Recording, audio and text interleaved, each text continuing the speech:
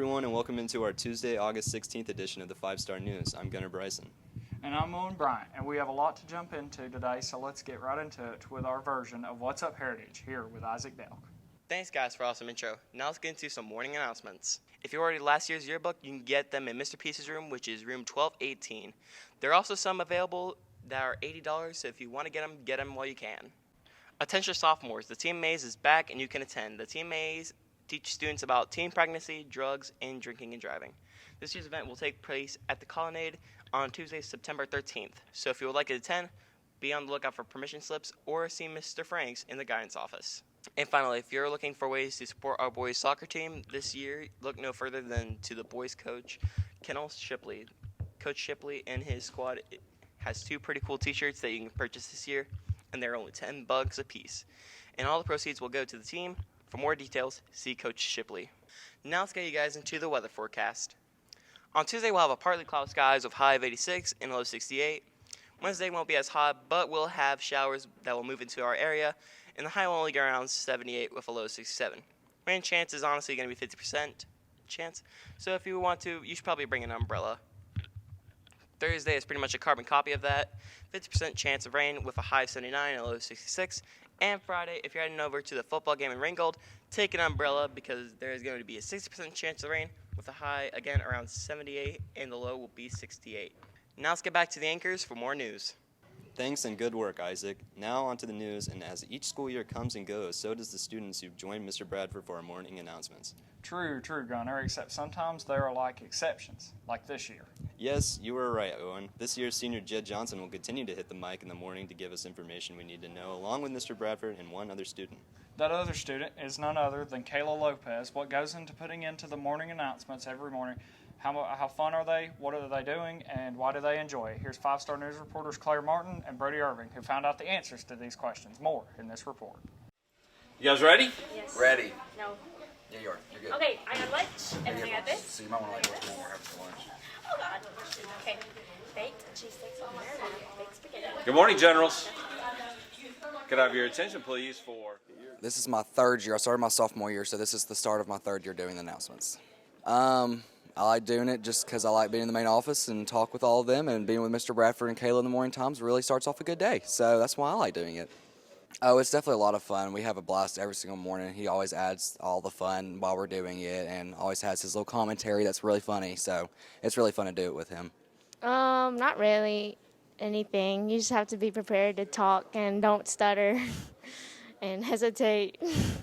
Definitely.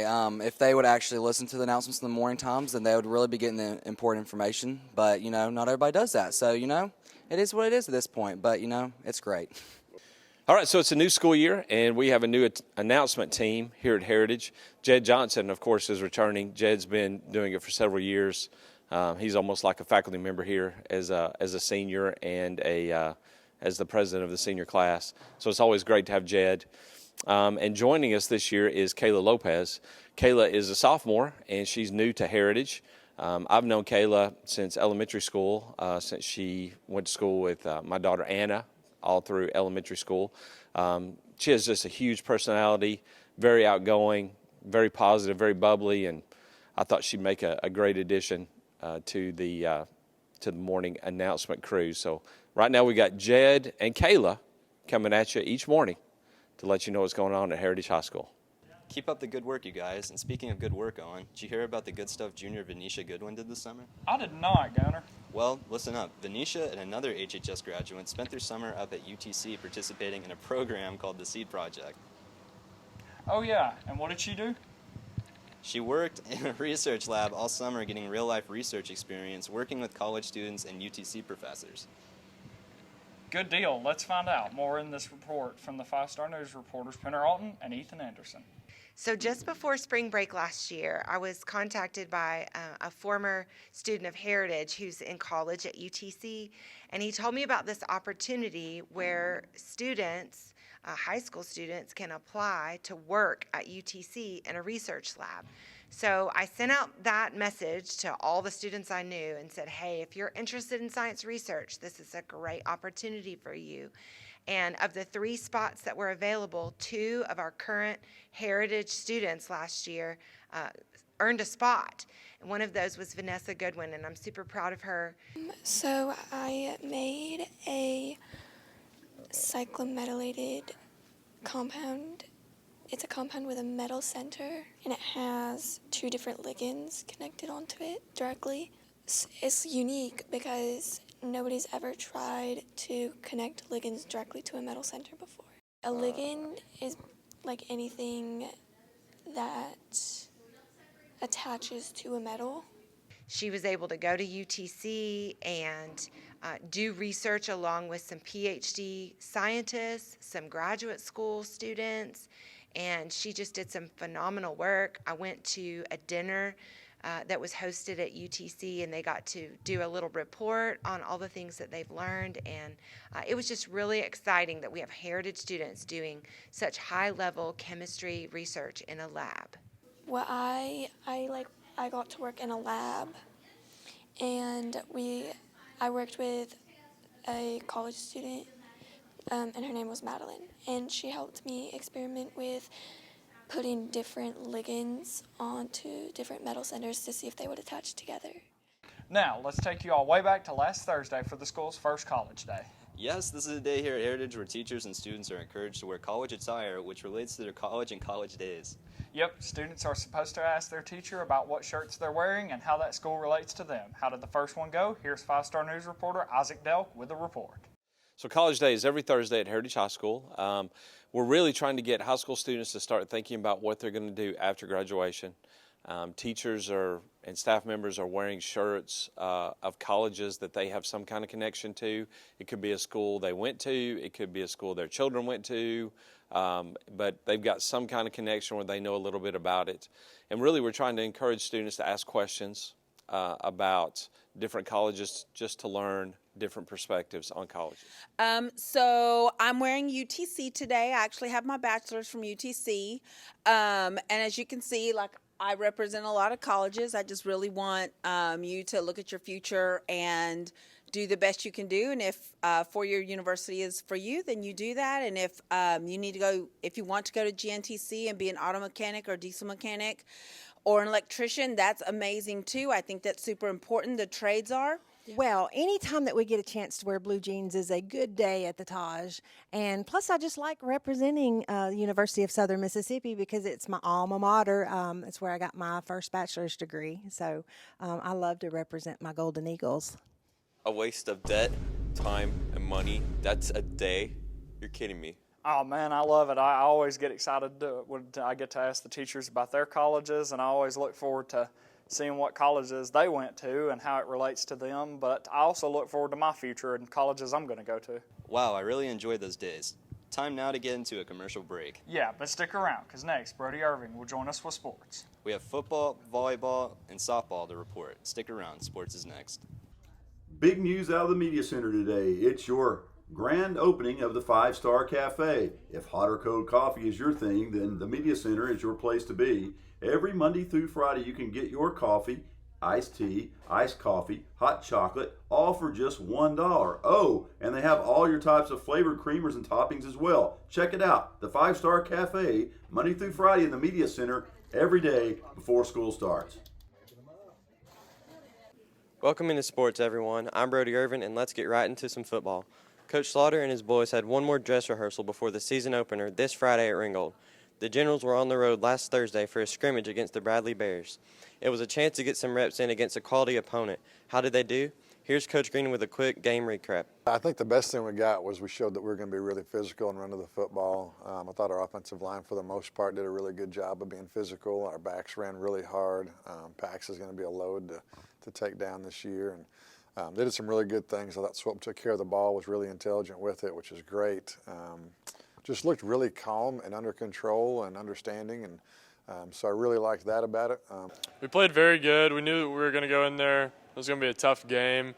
We went in there, we played our best, we won, came out with a win. Saw some stuff from everyone that really helped out. Looking forward to the Ringgold game next week. I feel like as a team we played well. Varsity looked real good. We ran some good routes.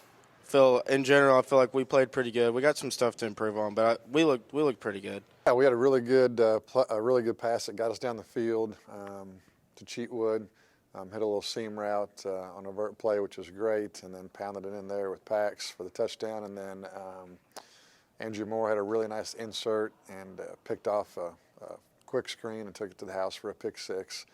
So those were two really big plays for us. Yeah, it definitely helps with momentum and getting us ready for the game. It's going to be fun against Ringgold. Congrats and good luck this Friday with Ringgold. Now on to softball, and Coach Crawford's ladies went into last Thursday's matchup with an 0-1 record after losing at Lafayette last Tuesday in their season opener. But it didn't take long to get revenge on the Ramblers as they pulled a dramatic come-from-behind win over the ladies in orange on Thursday. Here's Coach Green with a game recap. Addie pitched her guts out. There were times, we made errors in the field and we may have walked batters, and but she held her own and kept them scoreless through the last inning there, and it's just a credit to her work ethic, and she's a gamer, she's a competitor, and she's not going to hold back. We started shaky at first in the first 3 to 4 innings, and then we finally found a way to win on a walk-off fly ball to tie the game with the RBI, and then a error which led to the winning run. But credit to the girls because they found a way to win. Anytime we get a win, we can build on that. We're going to take that win last night and use it as keep the momentum going into the rest of the season. And LFO and Ringgold coming up, so we're ready to take them on. The girls also went 2-1 over the weekend, losing to Gordon Lee before knocking off Woodland and Kale. To volleyball now, and Coach Cooper's team got their season underway last Thursday, here at home with a tri-match against Ringgold and LFO for the esteemed Catoosa Cup.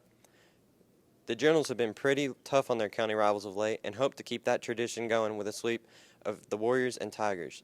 Could they get it done? Here's Coach Green with the report. Well, being our first match of the season, it was really hard to kind of know what to expect going in.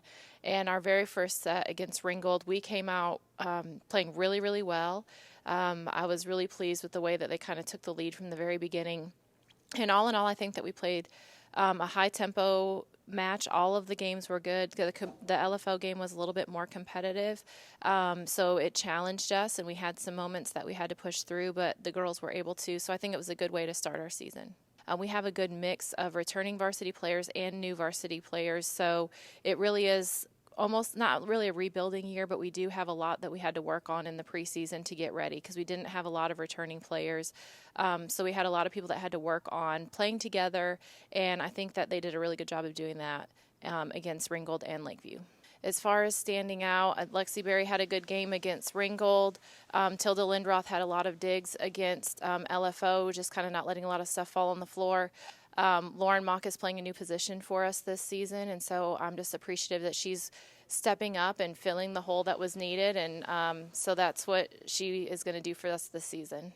Congrats, ladies, and thanks for the report, Brody. Now, back to the news. If you're keeping up with Heritage history, I hope you have the chance to purchase the last year's yearbook. I sure did, Owen, and this year's book looks very impressive. Mr. Peace and his journalism students continue to make us all look good. Here's 5-Star News reporters Aaliyah Hensley and my partner, Gunnar Bryson, with the story. A lot went into making the yearbook. We basically work on it for like an entire year, pretty much starting from maybe the third week of school on into like the second or third week of summer. So we have 2 staffs, journalism staffs that work on it, one in the fall, one in the spring. And then we have some student leadership that also kind of takes the lead and pushes it across the finish line in the summer. It can be stressful the first day because there's like an initial like tidal wave of people coming to get them, and I really think like the hardest part of it is just getting them ready to distribute because we have to put all the senior books in their pile, and then we have to put all the freshmen through junior books in their pile and organize them alphabetically. Some are personalized, some aren't, so it takes a second to get it kind of up and running, but once people start coming, it's a pretty smooth experience. So we are distributing books pretty much all week before school, 7:30 to 7:50. during lunch and after school until about 3:45. We're distributing them out of my room, unless you're a graduated senior, and I don't know why they would be watching this, but maybe they're really interested in Heritage Community News. But if you're a graduated senior and you want to pick yours up, those are in the front office. We have a very limited number of extras available for purchase, and those can be purchased for $80. Cash or check made out to HHS Yearbook, and they can be purchased in the front office or in my room. I'm very excited about picking up my yearbook. It's always fun to go back and look at the memories about last year and just kind of remember all the fun times I had. I bought a yearbook because in a couple of years it's going to be fun to look back and see all the memories and the friends. And also it was just really fun to be able to help work on the yearbook this year. You can get one in Mr. Peace's room. We're giving them out during lunch, so. Don't they look great?